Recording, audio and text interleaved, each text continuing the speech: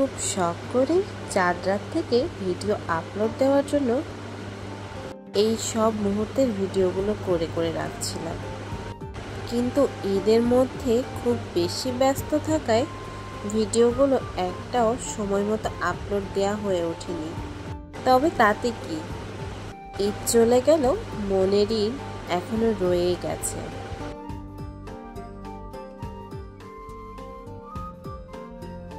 এই ভিডিওটা আমি চাঁদ রাতের দিন করে রেখেছিলাম। এই দিন রাত্রে আমি আমার ছোট বোন এবং আমার ছোট্ট জিহান সোনা ফুচকা খেতে চলে এসেছিলাম আমাদেরই কুষ্টিয়া কাটাইখানা মোড়ে।